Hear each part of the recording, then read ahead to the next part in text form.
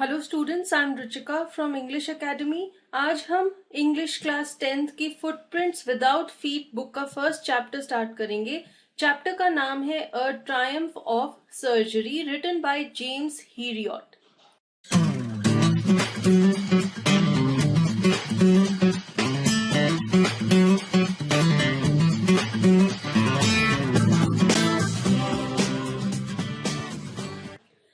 Triumph means victory, jeet, and surgery here refers to a veterinary hospital.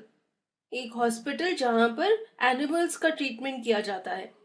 तो इस कहानी में हम पढ़ेंगे कि किसी का पेट डॉग था, वो ज्यादा खाने की वजह से बहुत मोटा हो गया था और कैसे एक वेटनरी डॉक्टर उसे अपने सर्जरी में ले जाता है, अपने हॉस्पिटल में ले जाता है, वहां पे उसका ट्रीटमेंट करके उसे वापस फिट करता है, लाइवली बनाता है और उसके इस ट्रीटमेंट की वजह से उसकी सर्जरी की विक्ट्री होती है क्योंकि वो डॉग वापस से ठीक हो जाता है।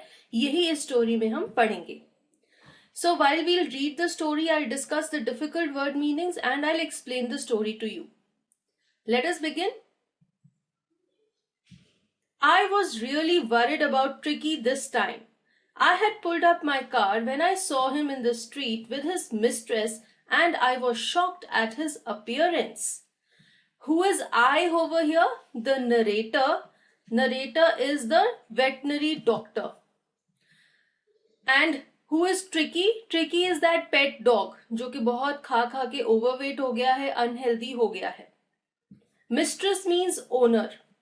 तो यहाँ पर नरेटर हमें बताते हैं कि जब उन्होंने ट्रिकी को देखा तो वो बहुत ज्यादा चिंता में पड़ गए और उन्होंने स्ट्रीट की साइड पर अपनी कार रोक ली क्योंकि ट्रिकी की अपीयरेंस बहुत ज्यादा अजीब थी और वो अपने मिस्ट्रेस, अपनी ओनर के साथ स्ट्रीट में घूम रहा था।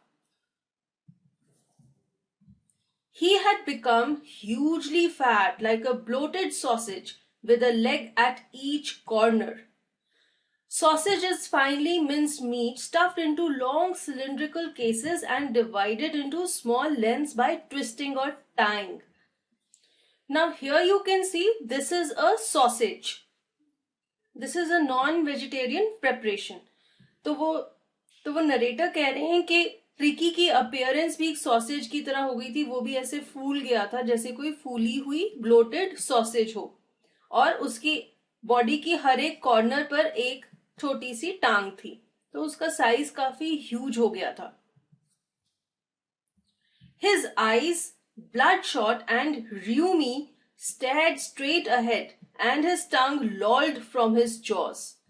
Rheumy means a watery discharge from a mucous membrane, especially of the nose or eyes.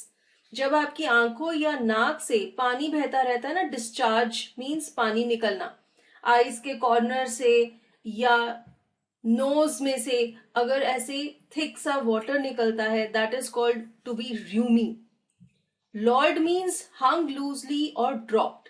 तो यहाँ पर नरेटर डिटेल में ट्रिकी की अपीयरेंस डिस्क्राइब कर रहे हैं। वो कहते हैं कि उसकी आंखें ब्लड शॉट थी, वो रेड कलर की हो गई थी, उसकी जो वेन्स थी आंखों की वो बहुत प्रोमिनेंट हो गई थी, उसकी आंखों और नाक में से एक वाटरी डिस्चार्ज निकल रहा था और उसकी जीभ ऐसे बाहर की तरफ लटकी हुई थी। ये सारे जो इंडिकेशंस हैं, ये सारे सिम्टम्स से नरेटर को, डॉक्टर को ये लगा कि ट्रिकी ठीक नहीं है। Mrs. Pumphrey hastened to explain.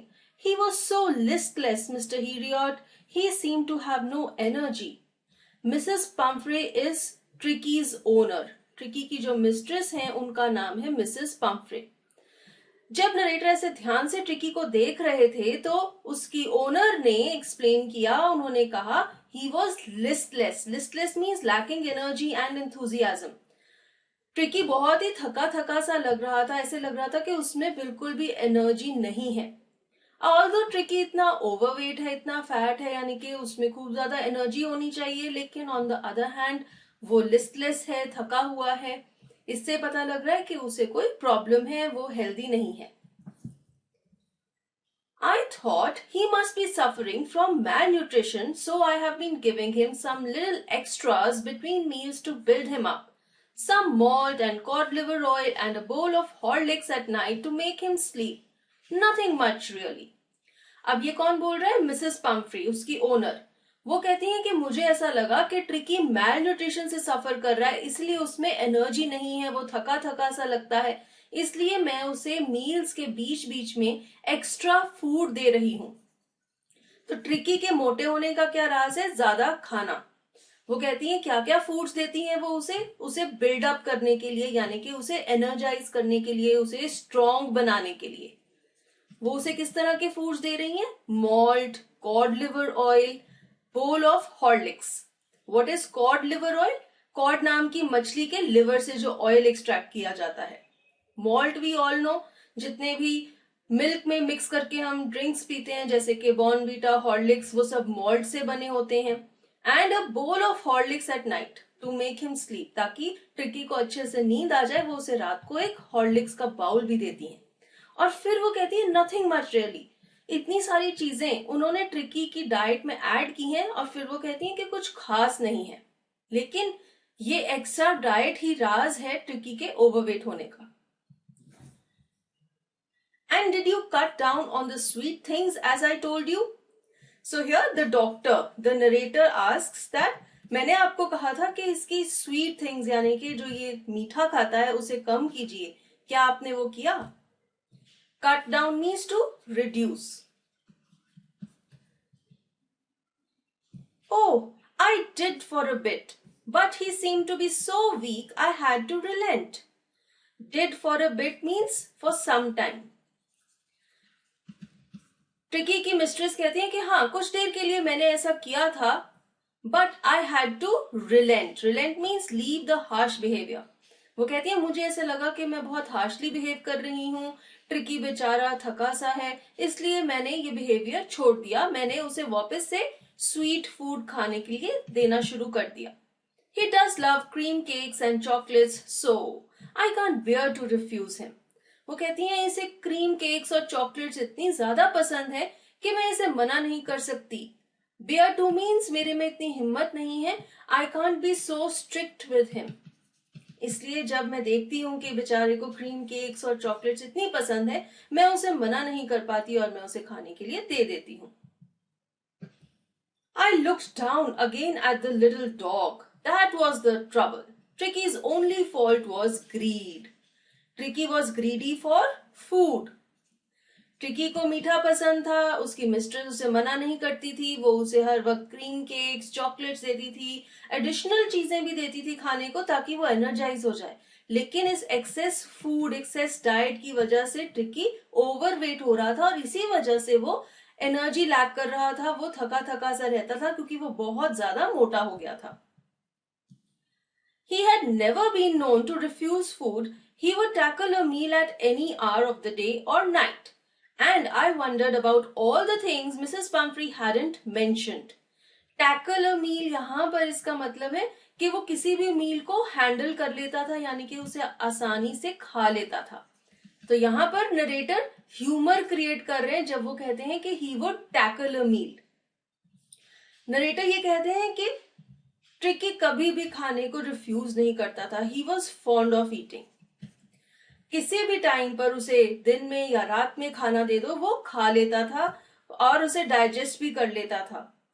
Narrator सोचते हैं कि पता नहीं उसकी ओनर ने कितनी सारी चीजें तो मुझे बताई नहीं होंगी जो वो उसे खाने के लिए देती हैं। Are you giving him plenty of exercise?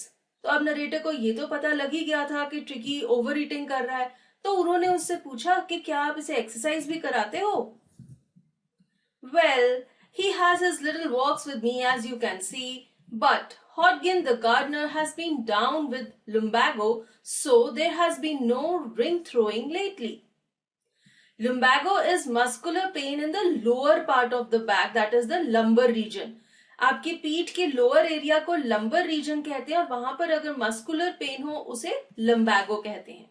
तो ट्रिकी की ओनर कहती है कि बस ये मेरे साथ छोटी छोटी वॉक्स पर आता है जैसे कि आप अभी भी देख सकते हो। उसके अलावा हमारा जो गार्डनर है हॉडगिन, वो ट्रिकी को खेलने के लिए ले जाता था, रिंग थ्रोइंग के लिए, यानी कि वो हवा में रिंग फेंकता था और ट्रिकी उसे कैच करके लाता था।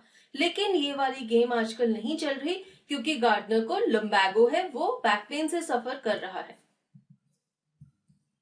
I tried to sound severe. Severe means very serious, gambhir. Now, I really mean this. If you don't cut his food right down and give him more exercise, he is going to be really ill. You must harden your heart and keep him on a very strict diet. तो अब narrator को गुस्सा आ गया और उन्होंने बहुत ही strictly और बहुत ही सीरियस टोन में मिसेस पम्फ्री को कहा दैट आई मीन दिस. जो भी मैं कह रहा हूं, आई रियली मीन दिस. अगर आपने अभी के अभी इसका खाना कम नहीं किया और इसे एक्सरसाइज नहीं कराई तो ट्रिकी बहुत ज्यादा बीमार होने वाला है. आपको अपना दिल सख्त करना पड़ेगा, उसके साथ स्ट्रिक्ट होना पड़ेगा, उसका शुगर कट डाउन करना पड़ेगा और उसे एक्सरसाइज भी करानी पड़ेगी. Mrs. Pumphrey wrung her hands. Oh, I will, Mr. Heriot. I'm sure you are right, but it is so difficult, so very difficult. Wrung her hands means ऐसे हवा में हाथों को हिलाना. मिसेस पम्फ्री ने कहा कि हाँ मिस्टर हीरियट, चिंता मत करो. मुझे लग रहा है कि आप सही कह रहे हैं, लेकिन उसके साथ स्ट्रिक्ट होना बहुत ज्यादा मुश्किल है, लेकिन मैं कोशिश जरूर करूंगी. She set off, head down, along the road, as if determined to put the new regime into practice immediately. Regime is the prescribed course of exercise and diet.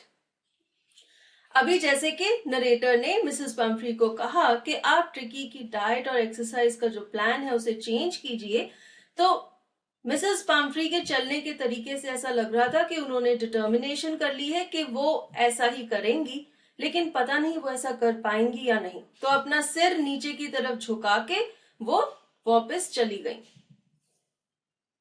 I watched their progress with growing concern. Tricky was tottering along in his little tweed coat. He had a whole wardrobe of these coats for the cold weather and a raincoat for the wet days. Tottering means moving in an unsteady manner. पीछे से narrator ने देखा कि जैसे ही Mrs Pomfrey जा रही थी, उनके साथ ट्रिकी भी ऐसे अनस्टेडी वे में हिलता डुलता हुआ चल रहा था. वो बीमार हो रहा था क्योंकि वो बहुत ज्यादा मोटा हो रहा था और उसने ट्वीड का बना हुआ कोट पहना हुआ था. और फिर नरेटर कहते हैं कि ट्रिकी के पास अलग अलग तरह के बहुत सारे कोट्स थे. कई ठंड में पहनने वाले, बारिश में पहनने के लिए एक रेन कोट भी था. तो ट्रिकी की मिस्ट्रेस मिसेस पम्फ्री बहुत ही अमीर थी, बहुत ही रिच थी, इसलिए वो ट्रिकी को बहुत ज्यादा पैम्पर करती थी. He struggled on, drooping in his harness. Drooping means to bend downwards. Harness is a strap or string. जैसे कि डॉग के गले में स्ट्रैप डाला होता है, उसे हार्नेस कहते हैं. तो बेचारा ट्रिकी बहुत ज्यादा स्ट्रगल कर रहा था चलने के लिए, उससे चला नहीं जा रहा था, वो आगे की तरफ झुका हुआ था अपनी स्ट्रिंग में. I thought it wouldn't be long before I heard from Mrs. Pumphrey. Mister Harriet ने सोचा कि जल्द ही मिसेस पम्फ्री का फोन आएगा या फिर वो उनको कांटेक्ट करेंगी क्योंकि ट्रिकी बीमार होने ही वाला है. The expected call came within a few days. Mrs. Pumphrey was distraught. Tricky would eat nothing, refused even his favorite dishes, and besides, he had bouts of vomiting. Bouts means short spells. थोड़ी थोड़ी देर के बाद, थोड़े थोड़े intervals के बाद. Distraught means extremely worried. तो जैसे कि मिस्टर हिरियट ने सोचा था मिसेस पम्फ्री थोड़े दिनों में उन्हें कॉल करेंगी, थोड़े दिनों बाद उनका कॉल आ गया. वो बहुत ज्यादा चिंता में थी क्योंकि ट्रिकी बीमार हो गया था, वो कुछ भी नहीं खा रहा था और वो वॉमिटिंग भी कर रहा था. He spent all his time lying on a rug, panting. Panting means breathing with short, quick breaths and being out of breath. जब आपको सांस नहीं आ रहा, धीरे धीरे आप छोटे छोटे सांस ले रहे हैं, उसे कहते हैं पैंटिंग. तो सारा वक्त ट्रिकी एक रग यानी कि मैट या फिर कारपेट के ऊपर लेटा रहता था और ऐसे शॉर्ट क्विक ब्रेथ्स ले रहा था. Didn't want to go for walks, didn't want to do anything. ना तो ट्रिकी सैर करने जा रहा था और वो खेल भी नहीं रहा था, कुछ भी नहीं कर रहा था. वो सारा दिन ऐसे मैट पर लेटा रहता था और छोटी छोटी सी सांसें ले रहा था. I had made my plans in advance. The only way was to get Tricky out of the house for a period. Period means a short interval of time. Mister Herriot ने पहले ही प्लान बना लिया था कि वो क्या करेंगे। उन्होंने पहले ही सोच लिया था कि जैसे ही मिसेस पंफ्री का फोन आएगा वो क्या करेंगे। उन्होंने ये सोचा था कि ट्रिकी को ठीक करने का एक ही तरीका है कि उसे उसके घर से बाहर निकाला जाए। I suggested that he be hospitalized for about a fortnight to be kept under observation. Fortnight is a period of 15 days. तो मिस्टर हेरियट ने मिसेस पंफ्री को सजेस्ट किया कि ट्रिकी को एक हॉस्पिटल में रखना चाहिए 15 दिन के लिए अंडर ऑब्जर्वेशन, यानी कि डॉक्टर की निगरानी में। The poor lady almost swooned. Swooned means fainted due to extreme emotion. Mrs Pomfrey अपने पेट ट्रिकी से इतना प्यार करती थी, इतनी अटैच थी कि ये बात सुन के वो ऑलमोस्ट बेहोश हो गई थी। She was sure he would pine and die if he did not see her every day. Pine means miss or long for. उन्हें यकीन था कि अगर ट्रिकी ने हर रोज उन्हें नहीं देखा तो वो मर सकता है।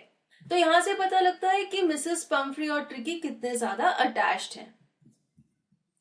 But I took a firm line. Firm line means to be determined, to take a firm decision.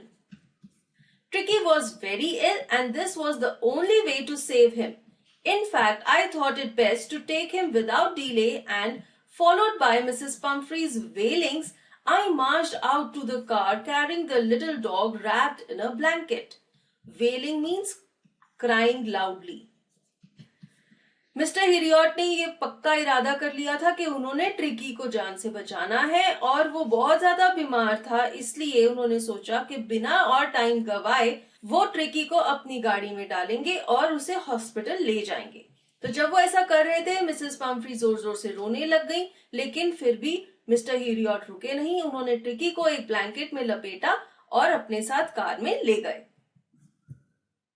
The entire staff was roused. Roused means put to work.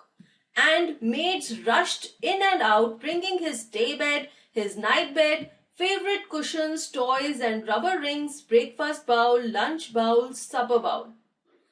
जैसे ही सबने देखा कि ट्रिकी जा रहा है, सारा का सारा स्टाफ, सारी मेड्स काम पर लग गई।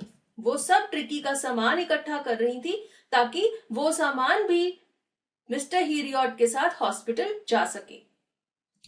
क्या क्या सामान था ट्रिकी का?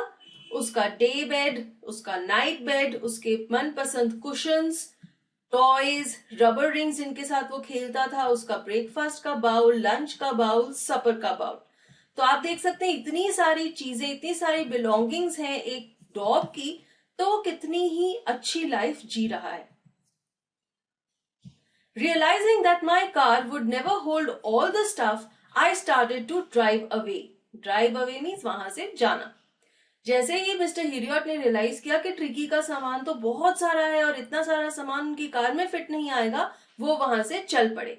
As I moved off, Mrs. Pumphrey with a despairing cry threw an armful of the little coats through the window. Despairing means showing loss of hope. जैसे ही मिसेस पंफ्री ने देखा कि मिस्टर हिरियट ने तो car start कर ली है, उन्होंने जोर से क्राई निकाली। उन्हें लग रहा था कि अरे अरे अरे ये तो जा रहा है, और फटाफट से उन्होंने ट्रिकी के कोट्स का एक ढेर गाड़ी में घेर दिया। तो ट्रिकी के लिए इतना चिंता कर रही थी कि कहीं बेचारे को ठंड ना लग जाए, और उन्होंने इसलिए उसके कोट्स कार में फेंक दिए। I looked in the mirror before I turned the corner of the drive. Everybody was in tears. जैसे ही मिस्टर हिरियट की कार ने मोड़ मुड़ा, उन्होंने अपने शीशे में से पीछे देखा, सब लोग रो रहे थे। तो सारा स्टाफ, सारी मेड्स और मिसेस पंफ्री सब ट्रिकी के जाने पर रो रहे थे, इतने दुखी थे। Out on the road, I glanced down at the pathetic little animal gasping on the seat by my side. I patted the head and Tricky made a brave effort to wag his tail. Glanced down means I looked down. Pathetic means miserable, pitiable, बेचारा सा। यहाँ पे कौन है pathetic? Tricky. Gasping means struggling to breathe. उसे conveniently easily सांस नहीं आ रहा था, इसलिए वो गैस्प कर रहा था। वैग हिज टेल मीन्स अपनी पूंछ को हिलाना। तो जब मिस्टर हीरियट ट्रिकी को अपनी कार में लेकर अपने हॉस्पिटल जा रहे थे, उन्होंने ट्रिकी की तरफ देखा। बेचारा सांस लेने की बहुत ज्यादा स्ट्रगल कर रहा था। उन्होंने उसके सिर पर पैट किया, उसे सहलाया और ट्रिकी ने अपनी पूंछ हिलाने का एफर्ट किया, कोशिश की। तो पूंछ हिला के वो ये शो करना चाहता था कि हाँ, वो भी मिस्टर हीरियट की अफेक्शन को एक्सेप्ट कर रहा है। Poor old lad, I said. You haven't a kick in you, but I think I know a cure for you. Mister Herriot ने ट्रिकी को कहा कि तुम पुअर ओल्ड लैड हो, यानी कि बेचारे से हो। फिर उन्होंने कहा you haven't a kick in you, तुम्हारे में बिल्कुल भी एनर्जी नहीं है, लेकिन मेरे पास तुम्हारे लिए एक इलाज है। अब मिस्टर हीरियट के पास एक इलाज ये था कि वो ट्रिकी की सर्जरी कर दें, यानी कि उसको ऑपरेट करें ताकि उसका फैट सारा रिमूव कर सके। लेकिन उन्होंने ऐसा नहीं किया, उन्होंने उसको ऑपरेट अपॉन नहीं किया, बिना ऑपरेशन के ही उन्होंने उसे ठीक किया। कैसे किया हमें आगे पता चलेगा। At the surgery the household dogs surged round me. Surgery is a place where a doctor, a dentist or a veterinary surgeon treats patients. तो यहाँ पर हमारी स्टोरी में surgery refers to a place where a veterinary surgeon treats animals. Household dogs surged. Surged means move suddenly and powerfully forward or upward. वहां पर बहुत सारे और एनिमल्स भी रहते थे, बहुत सारे डॉग्स भी थे। जैसे ही उन्होंने देखा मिस्टर हीरियट को, वो उनके आसपास घूमने लग गए। Tricky looked down at the noisy pack with dull eyes and when put down lay motionless on the carpet. Noisy pack here refers to the group of dogs. Tricky ने भी उन डॉग्स की तरफ देखा, लेकिन वो इतना ज्यादा लो एनर्जी पे था कि वो रिएक्ट नहीं कर पाया। और जब मिस्टर हीरियट ने उसे कारपेट पे बिठाया तो वो वहां पर ही लेटा रहा, बिना हिले डुले। The other dogs, after sniffing around him for a few seconds, decided he was an uninteresting object and ignored him. जो बाकी के डॉग्स थे सर्जरी में, उन्होंने थोड़ी देर तो ट्रिकी के आसपास चक्कर लगाए, उसे स्निफ किया। आपने अगर देखा होगा डॉग्स का एक्शन होता है, वो हर चीज को स्निफ करते हैं, स्मेल करते हैं। लेकिन जब ट्रिकी ने रिएक्ट नहीं किया तो उन्होंने इंटरेस्ट खो दिया और वो वहां से चले गए। They started ignoring him. I made up a bed for him in a warm, loose box next to the one where the other dogs slept. For 2 days I kept an eye on him, giving him no food but plenty of water. Kept an eye on him means to keep vigil on him, उसका ध्यान रखना। Narrator ने ट्रिकी को एक warm, Cozi से loose fitting के box में बिठा दिया। ये उसका बेड था और बाकी के डॉग्स के पास ही उसका बेड लगा दिया गया। 2 दिन तक उन्होंने उसका ध्यान रखा, उसे खाने के लिए कुछ नहीं दिया, लेकिन पीने के लिए बहुत सारा पानी दिया। ऐसा मिस्टर हीरियट ने इसलिए किया क्योंकि ट्रिकी ऑलरेडी ओवरफेड था, उसके अंदर पहले ही बहुत सारा खाना था जिसे कि वो डाइजेस्ट करना चाहते थे। At the end of the second day, he started to show some interest in his surroundings, and on the third, he began to whimper when he heard the dogs in the yard. Whimper means to make a series of low, feeble sounds expressive of fear, pain or unhappiness. जब dog एक हल्की सी छोटी सी आवाज निकालता है, that is called a whimper. Second day के and पर tricky में कुछ चेंज आया, कुछ बदलाव आया। वो whimper कर रहा था, बाकी के डॉग्स की आवाजें सुन के रिएक्ट कर रहा था। When I opened the door, Tricky trotted out and was immediately engulfed by Joe, the greyhound, and his friends. Trotted means ran at a moderate pace with short steps.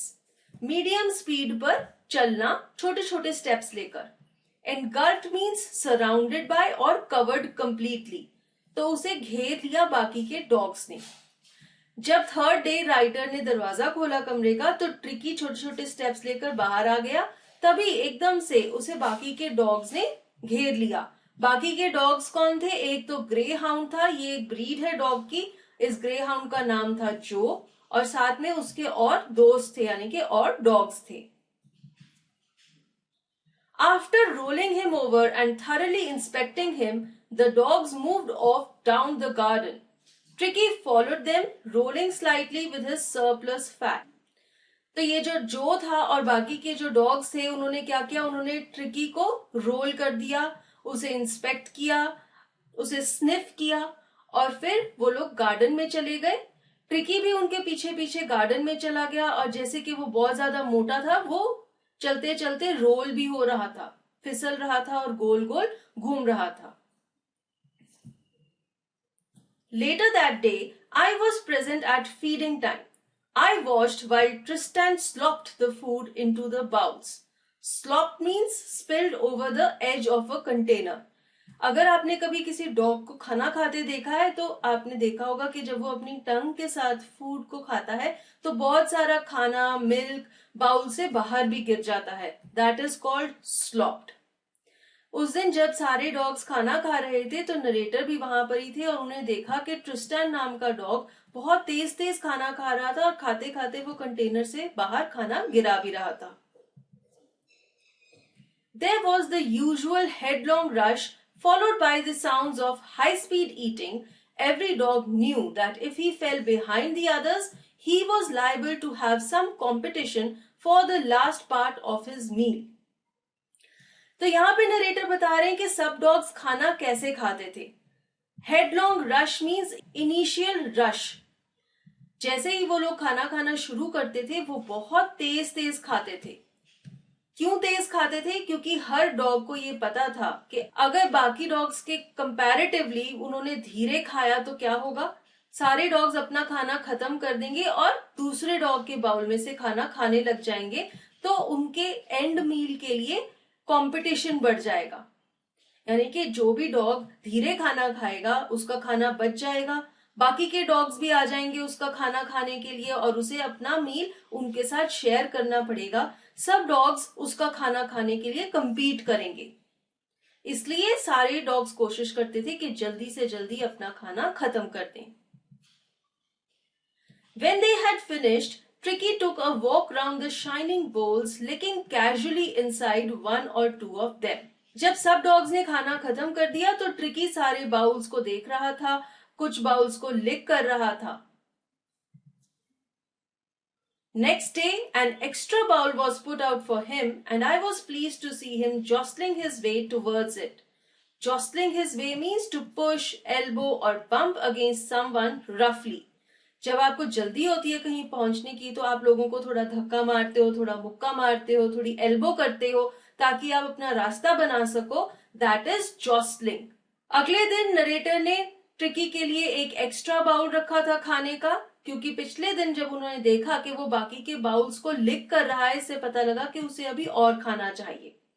और tricky बहुत ज्यादा खुश था, वो बाकी डॉग्स को धक्का वक्का देकर अपने सेकेंड बाउल ऑफ फूड की तरफ जा रहा था। From then on, his progress was rapid. Rapid means fast. तो तब से लेकर ट्रिकी की रिकवरी बहुत तेज हो गई, वो फटाफट से ठीक होने लग गया। He had no medicinal treatment of any kind, but all day he ran about with the dogs, joining in their friendly scrimmages. Scrimmages means rough or confused struggle. Mister Harriet ने ट्रिकी को कोई भी तरह की दवाई नहीं दी, सारा दिन ट्रिकी बाकी के डॉग्स के साथ खेलता था और इसी वजह से वो ठीक होने लग गया था। He discovered the joys of being bowled over, tramped on and squashed every few minutes. Bowled over means जब कोई डॉग ट्रिकी को धक्का मार के रोल कर देता था। Tramped on means जब कोई उसके ऊपर पैर रख देता था या उसे दबा देता था। तो ट्रिकी बहुत ज्यादा एंजॉय कर रहा था ये सब चीजें, उसे कंपनी मिल गई थी इतने सारे डॉग्स की और वो उनके साथ खेलता रहता था और बहुत खुश था। He became an accepted member of the gang, an unlikely silky little object among the shaggy crew, fighting like a tiger for his share at meal times and hunting rats in the old hen house at night. He had never had such a time in his life. Here the gang refers to the group or the pack of dogs. Shaggy means having long, thick, unkempt hair or fur. तो यहाँ पर dogs को Shaggy कहा जा रहा है, उनकी body के ऊपर बहुत सारी फर होती है। Crew means a group. तो यहाँ पर मिस्टर हीरियट बता रहे हैं कि ट्रिकी को एक फ्रेंड सर्कल मिल गया था। जो बाकी के डॉग्स थे सर्जरी में, उन सब ने उसे अपना फ्रेंड बना लिया था। बाकी के डॉग्स तो शैगी थे, उनकी फर इतनी अच्छी नहीं थी, लेकिन ट्रिकी एक सिल्की लिटिल ऑब्जेक्ट था। उसकी फर बहुत ही सिल्की और सॉफ्ट थी, क्योंकि मिसेस पम्फ्री उसका बहुत ध्यान रखती थी, उसे बहुत ज्यादा पैम्पर करती थी, और इसलिए बाकी सब डॉग्स भी उसे बहुत ही प्रेशियस और अच्छा समझते थे। फिर ट्रिकी उन सब डॉग्स के साथ मिलके क्या क्या करता था, अपने मील के हिस्से के लिए उनके साथ टाइगर की तरह लड़ता था। तो ट्रिकी छोटा सा डॉग था, लेकिन वो इतना फिरोशियस था कि अपने खाने के लिए ग्रेहाउंड जैसे बड़े बड़े कुत्तों के साथ लड़ता भी था। फिर वो क्या करता था, रात के टाइम में हेन हाउस यानी कि वो जगह जहां पर मुर्गे रखे जाते हैं, वहां पर जाकर चूहों का शिकार भी करता था। और ये सब कुछ करने में ट्रिकी बहुत ज्यादा हैप्पी था, बहुत एंजॉय करता था। अब से पहले उसने कभी भी अपनी जिंदगी में इतनी मस्ती नहीं की थी। Never had such a time in his life means उसने इससे पहले अपनी लाइफ में कभी भी इतना एंजॉय नहीं किया था।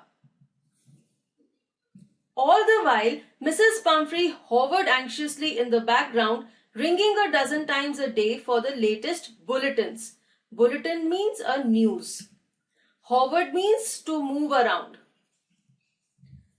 मिसेस पम्फ्री सारा दिन अपने घर में इधर उधर घूमती रहती थी। ऑलमोस्ट 1 डजन यानी कि 12 से भी ज्यादा बार मिस्टर हीरियट को फोन करती थी, ये जानने के लिए कि ट्रिकी की लेटेस्ट न्यूज क्या है।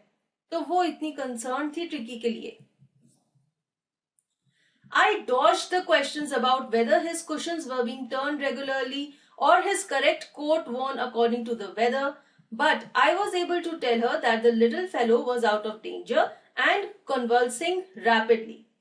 Dodged means avoided, किसी चीज से दूर रहना। Convulsing means recovering from an illness. अब मिस्टर हीरियट को मिसेस पम्फ्री बहुत ही अजीब से सवाल पूछती थी। वो पूछती थी कि क्या आप ट्रिकी के कुशन्स को रेगुलरली टर्न कर रहे हैं, यानी कि जो उसका बेड बना हुआ है उसमें जो कुशन बिछा हुआ है उसकी डायरेक्शन चेंज करते रहते हैं या नहीं। फिर वो पूछती थी कि क्या वो मौसम के हिसाब से सही कोट पहन रहा है कि नहीं, कहीं ऐसा ना हो कि सर्दी का मौसम है और बेचारे को ठंड लग जाए क्योंकि उसने अपना वार्म कोट ना पहना हो। तो इस तरह के सवालों के जवाब मिस्टर हीरियट नहीं देते थे, वो इस तरह के सवालों को अवॉइड करते थे। वो मिसेस पम्फ्री को ये कहते थे कि ट्रिकी डेंजर से बाहर है, वो किसी खतरे में नहीं है और वो ठीक हो रहा है। The word convulsing seemed to do something to Mrs. Pumphrey. She started to bring round fresh eggs, 2 dozen at a time, to build up Tricky's strength. जब मिस्टर हीरियट ने मिसेस पम्फ्री को कहा कि ट्रिकी कन्वल्सिंग है, यानी कि वो अपनी बीमारी से ठीक हो रहा है, रिकवर कर रहा है, इस वर्ड से ऐसा लगता है मिसेस पम्फ्री को कुछ हो गया। क्यों? क्योंकि उन्हें ऐसा लगा कि ट्रिकी बीमार था और अब वो ठीक हो रहा है, यानी कि उसे अच्छा खाना चाहिए। तो उन्होंने क्या किया, हर रोज कम से कम 2 दर्जन एग्स भेजने शुरू कर दिए ताकि ट्रिकी की ताकत बढ़ सके, वो जल्दी से ठीक हो सके। For a happy period, my partners and I had 2 eggs each for breakfast, but when the bottles of wine began to arrive, the real possibilities of the situation began to dawn on the household. Dawn on means they were understood by the household. Household here refers to the veterinary hospital. तो mister Herriot कहते हैं कि Mrs Pomfrey इतने सारे eggs भेजती थी कि mister हीरियट और उनके पार्टनर्स यानी कि जितने भी लोग थे सर्जरी में, सब ब्रेकफास्ट में 2-2 एग्स खाते थे। मिस्टर हीरियट ऐसा तो है नहीं कि सारे के सारे 2 डजन एग्स ट्रिकी को खिला देंगे, क्योंकि वही खाने की वजह से तो वो बीमार हुआ था। तो वो ये एग्स सब में बांट देते थे। उसके बाद मिसेस पम्फ्री ने क्या किया, उन्होंने वाइन भी भेजनी शुरू कर दी। और तब मिस्टर हीरियट और हॉस्पिटल के सब लोगों को रियलाइज हुआ कि मिसेस पम्फ्री तो ट्रिकी के लिए इतना कुछ कर रही है और वो सब भी इन सब चीजों की वजह से एंजॉय कर सकते हैं। तो हॉस्पिटल में जितने भी लोग थे, जितने भी जानवर थे, सब मिसेस पम्फ्री की लैविश लाइफस्टाइल और उनका इतना सारा जो कंसर्न था उसे एंजॉय कर रहे थे. It was to enrich Tricky's blood. Lunch became a ceremonial occasion with 2 glasses of wine before and several during the meal. अब मिसेस पम्फ्री वाइन भेजती थी ताकि ट्रिकी का ब्लड एनरिच हो सके, अच्छा हो सके. मिस्टर हीरियट क्या करते थे, वो सारी की सारी वाइन ट्रिकी को नहीं देते थे. Lunch time was a ceremonial occasion, यानी कि ऐसा लगता था जैसे सब कोई फीस्ट खा रहे हों. लंच से पहले 2 ग्लासेस ऑफ वाइन पी जाती थी और लंच खाते खाते भी बहुत सारे ग्लासेस पिए जाते थे. तो मिस्टर हीरियट और हॉस्पिटल के सब लोग एंजॉय कर रहे थे, सब एग्स खा रहे थे ब्रेकफास्ट में और लंच टाइम में वाइन पी रहे थे. We could hardly believe it when the brandy came to put a final edge on Tricky's constitution. To put a final edge का मतलब है to hone or sharpen something. किसी चीज को improve करना. अब एक और चीज भेजी मिसेस पम्फ्री ने, वो क्या थी, ब्रांडी. तो पहले उन्होंने एग्स भेजे, फिर उन्होंने वाइन भेजी और उसके बाद ब्रांडी. ये सब चीजें उन्होंने क्यों भेजी? ट्रिकी की हेल्थ को जल्दी ठीक करने के लिए, उसकी कॉन्स्टिट्यूशन यानी कि उसके ब्लड की कॉम्पोजिशन को बेटर करने के लिए. For a few nights, the fine spirit was rolled around, inhaled and reverently drunk. Reverently means respectfully. तो अब ये जो ब्रांडी की बोतल आई थी, इसे भी सब लोगों ने एंजॉय किया. उन्होंने उसे स्मेल किया, उसकी खुशबू एंजॉय की और उसे पिया. तो वेटनरी हॉस्पिटल में सब लोग एंजॉय कर रहे थे, सब लोग मजा कर रहे थे, जैसे कि मिसेस पम्फ्री इतनी सारी चीजें भेज रही थी ट्रिकी के लिए. There were days of deep content, starting well with the extra egg in the morning, improved and sustained by the midday wine, and finished luxuriously round the fire with the brandy. Deep content means satisfaction, तसल्ली होना. तो जैसे कि मैंने आपको बताया था, सब लोग ब्रेकफास्ट में एग्स खाते थे, लंच में वाइन पीते थे और रात को ब्रांडी. तो सब लोग बहुत ज्यादा एंजॉय कर रहे थे, बहुत ही सेटिस्फाइड थे, क्योंकि अब उनकी लाइफस्टाइल में ये सब चेंजेस आ गए थे thanks to Mrs Pumphrey. It was a temptation to keep Tricky on as a permanent guest, but I knew Mrs. Pumphrey was suffering and after a fortnight felt compelled to phone and tell her that the little dog had recovered and was awaiting collection. To keep Tricky on means उसे वहां surgery में ही रखना. Mister Herriot कहते हैं कि मुझे बहुत अच्छा लग रहा था और मेरा दिल कर रहा था कि मैं ट्रिकी को अपने हॉस्पिटल में ही रखूं. It was a temptation. उन्हें अट्रैक्शन थी क्योंकि मिसेस पम्फ्री ट्रिकी के लिए इतनी अच्छी अच्छी चीजें भेजती थी जिसे कि सब एंजॉय कर रहे थे. लेकिन उन्हें पता था कि मिसेस पम्फ्री ट्रिकी को बहुत ज्यादा मिस कर रही हैं, इसलिए 15 दिन के बाद उन्होंने मिसेस पम्फ्री को फोन किया कि अब ट्रिकी पहले से ठीक हो गया है और आप उसे ले जा सकती हैं. Within minutes, about 30 feet of gleaming black metal drew up outside the surgery. 30 feet of gleaming black metal. Black metal refers to a black colored car. Gleaming means shining. 30 feet refers to the length of the car. बहुत ही लंबी सी गाड़ी थी. जैसे ही mister Herriot ने Mrs Pomfrey को phone किया कि आप ट्रिकी को ले जा सकती हैं, थोड़े ही मिनटों में उनकी चमकती हुई काले रंग की लंबी सी गाड़ी सर्जरी के बाहर आकर रुक गई. The chauffeur opened the door and I could just make out the figure of Mrs. Pumphrey almost lost in the interior. Chauffeur is the driver of the car. Driver ने कार रोकी और उसने दरवाजा खोला और मिस्टर हीरियट को Mrs Pomfrey की हल्की सी झलक दिखी गाड़ी में. Her hands were tightly clasped in front of her. Her lips trembled. Oh, Mr. Heriot, do tell me the truth. Is he really better? तो मिसेस पम्फ्री के एक्सप्रेशन से पता लग रहा है कि वो अभी भी बहुत ज्यादा वरिड हैं ट्रिकी के लिए. उन्होंने अपने हाथ उसके ऊपर रखे हुए थे और उनके होंठ कांप रहे थे. और ऐसी हालत में उन्होंने मिस्टर हीरियट से पूछा कि प्लीज मुझे सच बताओ, क्या ट्रिकी ठीक है? Yes, he is fine. There's no need for you to get out the car. I'll go and fetch him. Fetch him means bring him. Mister Herriot कहते हैं कि हाँ हाँ वो बिल्कुल ठीक है, आपको कार में से उतरने की जरूरत नहीं है, मैं जाकर उसे ले आता हूँ. I walked through the house into the garden. इतना बोल के मिस्टर हीरियट अपने घर में चले गए ट्रिकी को लाने के लिए. A mass of dogs was hurtling round and round the lawn, and in their midst, ears flapping, tail waving, was the little golden figure of Tricky. Mass of dogs here refers to the group of dogs. तो garden में, lawn में बीचों बीच dogs का एक group था जो कि घूम रहा था इधर उधर. उनके बीचों बीच अपने कान हिलाता हुआ और अपनी पूंछ को हिलाता हुआ था गोल्डन कलर्ड का ट्रिकी, जिसे लेने के लिए उसकी ओनर आई हुई थी. तो ट्रिकी को आप यहाँ पर देख सकते हैं, बाकी सब डॉग्स के बीचों बीच वो गार्डन में खेल रहा था.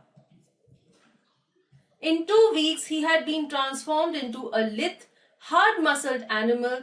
He was keeping up well with the pack, stretching out in great bounds, his chest almost brushing the ground. Lithe means flexible.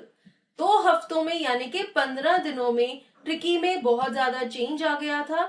वो अब एक फ्लेक्सिबल एनिमल बन गया था, उसकी मसल्स भी स्ट्रांग हो गई थी और वो इन डॉग्स के ग्रुप के साथ कदम से कदम मिलाकर खेल पा रहा था. वो अपनी बॉडी को बहुत अच्छे से स्ट्रेच कर पा रहा था और उसकी चेस्ट ग्राउंड को टच होती थी जब वो अपनी बॉडी को स्ट्रेच करता था. तो ट्रिकी जो कि पहले चल भी नहीं सकता था, चलते हुए भी कांपता था, अब उसकी स्टेबिलिटी में कितना फर्क आ गया था, उसकी बॉडी कितनी फ्लेक्सिबल हो गई थी, वो स्ट्रेच कर पा रहा था और 15 दिनों के अंदर अंदर उसमें बहुत ज्यादा चेंजेस आ गए थे. I carried him back along the passage to the front of the house. तो मिस्टर हीरियट ने ट्रिकी को उठाया और वो उसे घर के फ्रंट एरिया में ले गए मिसेस पम्फ्री के पास. The chauffeur was still holding the car door open, and when Tricky saw his mistress, he took off from my arms in a tremendous leap and sailed into Mrs. Pumphrey's lap. जैसे कि driver ने car का दरवाजा खुला रखा हुआ था, जैसे ही ट्रिकी ने अपनी मिस्ट्रेस मिसेस पम्फ्री को देखा, उसने मिस्टर हीरियट की बाहों में से एक छलांग लगाई और उनकी गोद में जाकर बैठ गया. तो ट्रिकी बहुत खुश था अपनी मिस्ट्रेस को देखकर. She gave a startled ooh and then had to defend herself as he swarmed over her, licking her face and barking. Swarmed means उनको घेर लेना. जैसे ही ट्रिकी ने उनकी गोद में ऐसे छलांग लगाई, मिसेस पम्फ्री ने ओह कहा और फिर उन्हें अपने आप को बचाना पड़ा क्योंकि ट्रिकी जोर जोर से उन्हें लिक कर रहा था और बाक कर रहा था. वो बहुत ज्यादा एक्साइटेड हो गया था मिसेस पम्फ्री को देख. During the excitement, I helped the chauffeur to bring out the beds, toys, cushions, coats and bowls, none of which had been used. अब जब ट्रिकी और मिसेस पम्फ्री एक दूसरे को मिल रहे थे, मिस्टर हीरियट ने ड्राइवर को बुलाया और उसकी मदद से उन्होंने ट्रिकी का सारा सामान कार में वापस रख दिया. इन चीजों में से कोई भी चीज उन्होंने यूज नहीं की थी. As the car moved away, Mrs. Pumphrey leaned out of the window. Tears shone in her eyes. Her lips trembled. जैसे ही मिसेस पम्फ्री की कार सर्जरी से बाहर जा रही थी, मिसेस पम्फ्री ने खिड़की खोली और बाहर की तरफ झुकी. उनकी आंखों में आंसू थे और उनके होंठ कांप रहे थे. वो बहुत ही ज्यादा इमोशनल हो गई थी. Oh, Mr. Heriot, she cried. How can I ever thank you? This is a triumph of surgery. Mrs Pomfrey ने मिस्टर हीरियट को थैंक्स कहा और उन्होंने कहा this is a triumph of surgery, यानी कि आपकी सर्जरी, आपका वेटनरी हॉस्पिटल जीत गया. आपने ट्रिकी को ठीक कर दिया, उसका इलाज कर दिया और ऐसा करने से आपका हॉस्पिटल जीत गया. ऐसा बोल के मिसेस पम्फ्री वहां से चली गई. And with this we come to an end of this chapter. We have finished the story. I hope you liked it and you have understood it. If you have any comments or suggestions, please write in the comment section. And to get notification regarding the next uploads, please hit the bell icon below this video. Thank you.